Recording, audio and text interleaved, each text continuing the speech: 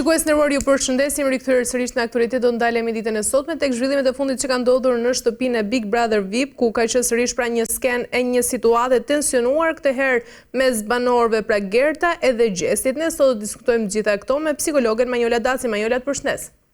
Ju përshëndes dhon.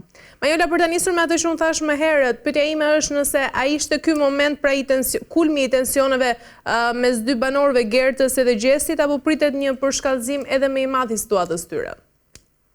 Tani, të themi të drejtën, ka ardhur dhe janë edhe ditë e fundit të themi të këtij formati dhe mund të presim edhe zën ka edhe më të mëdha, ndërsa ky i sotit që ishte fillimi i debateve, i agravimit e debateve, i diskutimit, por edhe pse është një diskutim me pas sens të formimit të tyre, sepse është diçka që kapen aty ku të kapen, të thojnë fjalë të pathëna, të paqena, fjalë të padiskutueshme që më duken fakte jo të hishme për t'i dëgjuar, por dhe këta vetë si banor aty brenda duan që të sjellin, mendojnë se sjellin një spektakël të mirë për ne si publik dhe kapen pas këtyre gjërave, por jo të hishme, jo të këndshme, unë them është fillimi i tyre, deri tani do kemi, themi, në thojza, them luftën me fjalë, do ta kemi si mes Gjestit edhe Gertës edhe mes banorëve të tjerë, sepse e kemi parë që Gjesti ka pas edhe konflikte edhe me Rozanën tani kohë të fundit,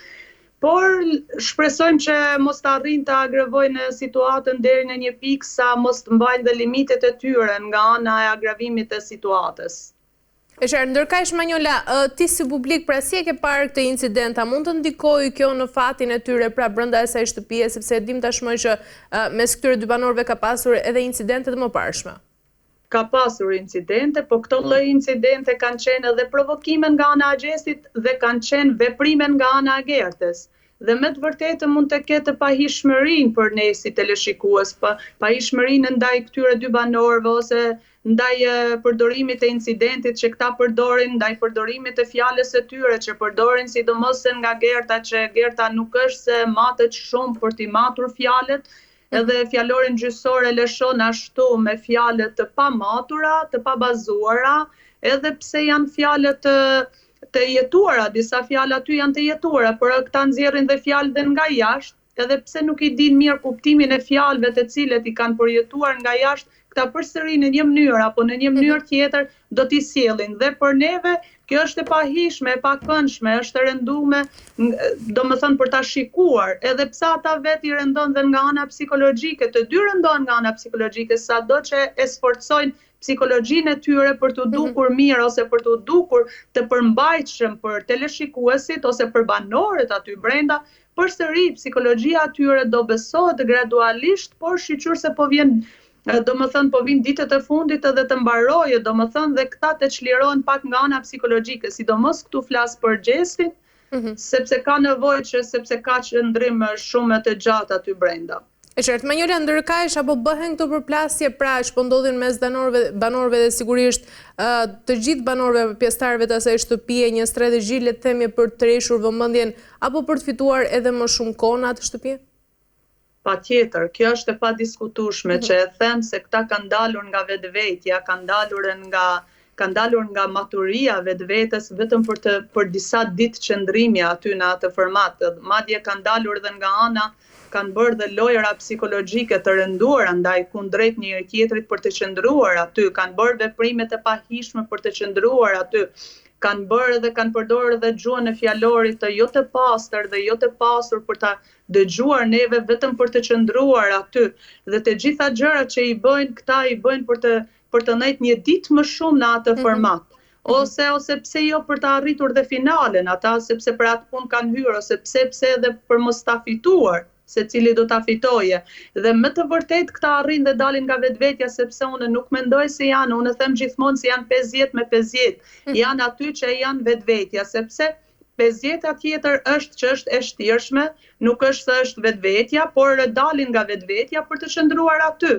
Kjo është e gjitha loja atyre e këtyre banorëve për të arritur se sa kush po rrin më gjatë në këtë format.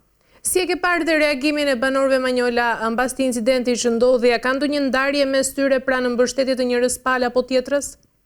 tani nuk do të ketë ndarje fare, tani do të ketë një përçarje mes tyre, nuk do të ketë mbështetje për ta, sepse të gjithë tani po luftojnë se gjithë secili për vetveten e tyre. Nëse dikur kishte pak grupime, ato grupime që u formuan, tani dhe ato grupime nuk do t'i shikoj më, sepse të gjithë po dalin se kush është më i forti në dinamikat e lojës, kush është më i forti në mënyrën e të folurit, në mënyrën e të shprehurit, në mënyrën e komunikimit, në mënyrën e veprimit, sepse dikush ka komunikimin, dikush i ka veprimet më të lezetshme, më të hishme.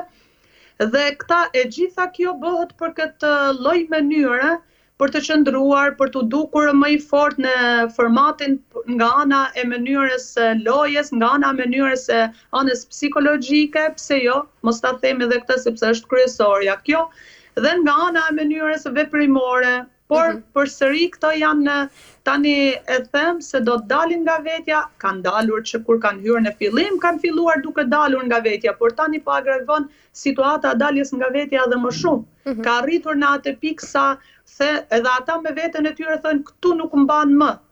Dhe këta ditë që kanë mbetur si do t'i realizojnë, si do t'i arrijnë, si do t'i shtjellojnë për të bërë këtë lloj loje, këtë lloj dinamike për ta zhvilluar. Qartë, Manjola, ndërkaq kemi pasur edhe një takim emocionues për atë gjestit me prindrit e tij, si e ke parë?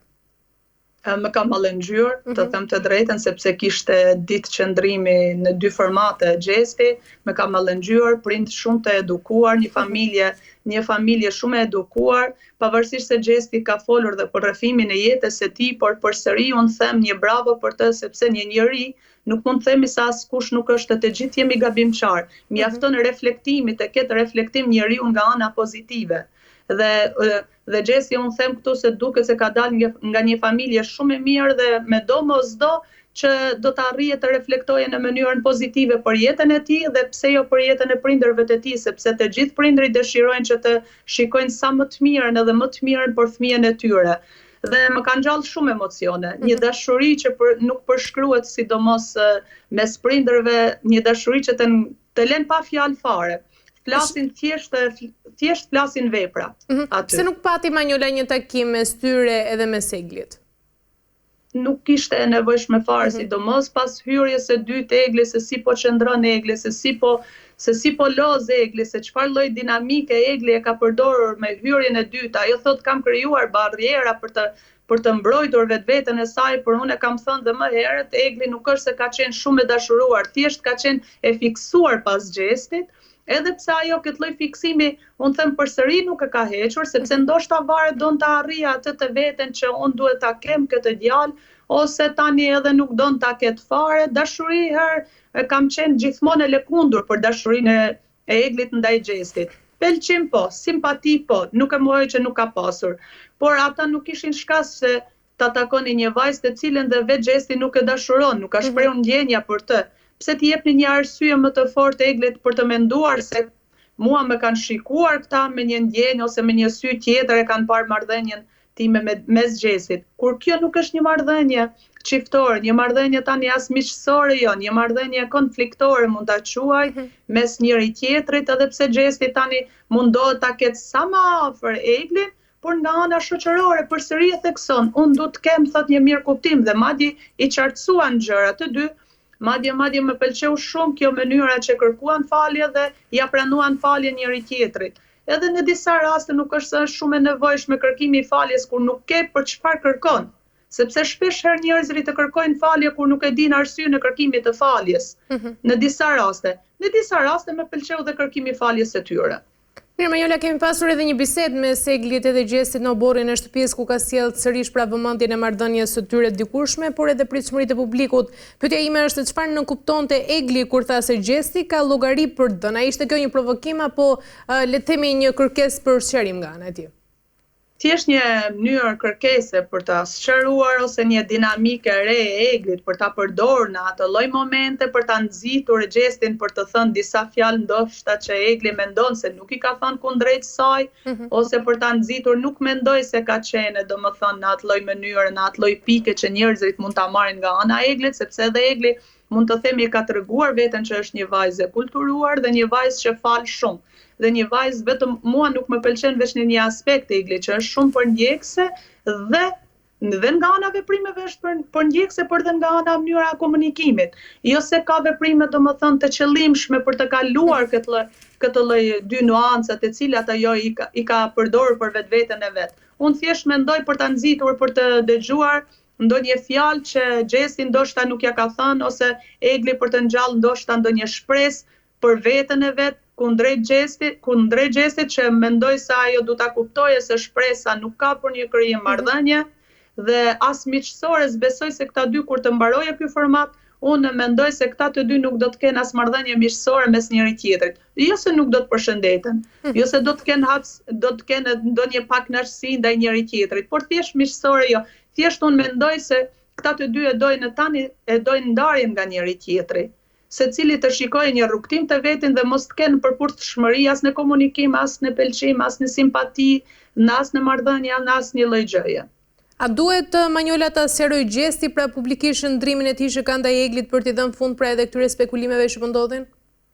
Unë nuk e mendoj se çfarë kërkon publiku, domethënë nga ana e Gjesit, çfarë lloji sqarimi. Thjesht Egli e ka lejuar vetë, nëse e ka lejuar për ta përqafuar, ajo ishte domethënë me lejen e Eglit. Nëse e ka lejuar që të flenë bashkë, ajo ishte me lejen e Eglit. Nuk është se e detyroi vajzën ta përqafonte me dhunë, nuk është se e detyroi të flinte bashkë me dhunë. Nuk e kuptoj ku është sqarimi. Nëse një vajzë ja toleron, ja lejon vetes që një mashkull të bëjë çfarë të dojë tek ajo, atëherë në kërkesa llogaris bie mbi veten tënde, jo mbi mashkullin që ti e ke për krah. Sa do ta pëlqesh një mashkull kur ai nuk ta ka kthyer kundrejt pëlqimin që ti ke për të, ti çfarë pret atëherë nga ai? Nëse ti e lejon atë të prek, ai do të prekë. Qoftë nga ana, domethënë, e veprimeve dhe nga ana e komunikimit. Egli vetë ja ka lejuar vetes dhe nuk e kuptoj ku kërkohet këtu sqarimi. Kjo është një pikë pyetje për mua, sepse gjithmonë e ka thënë nuk kam ndjenja për këtë vajzë. Mua më pëlqen të rri me të. Mua më pëlqen, më shkon muhabeti më mirë, më shkon komunikimi me të, ose më pëlqen se është e hidhur si vajzë, është si vajzë lozonjare. Është Egli. Dhe prandaj e ka pëlqyer në këtë lloj pike, dhe ja ka pëlqyer disa karakteristika që i ka Egli, jo se e ka pëlqyer në formën që Egli dëshiron. Dhe sqarimi këtu është pikë pyetje për mua. Nuk e di çfarë kërkon dhe publiku dhe banorët aty, një lloj sqarimi. E qartë. Mirë Manjola, për ta mbyllur sepse jemi në fund, a e sheh Eglin si finaliste apo fituese? Të them të drejtën, as finaliste as fituese jo. Nuk e shikoj, jo se nuk e meriton, është një vajzë për ta merituar, por ka disa banorë aty të tjerë që kanë lozur më shumë, ose kanë lozur më pastër, ose që e meritojnë të arrijnë finalen. E qartë. Edhe fitoren jo, pse? E qartë. Mirë Manjola, kemi arritur në fund. Falenderoj shumë për gjitha informacionet. Ju falenderoj. Faleminderit shumë. Ju falenderoj dhe ju të nderuar teleshikues për vëmendjen. Bashkëjemi sërish në emisionin e radhës.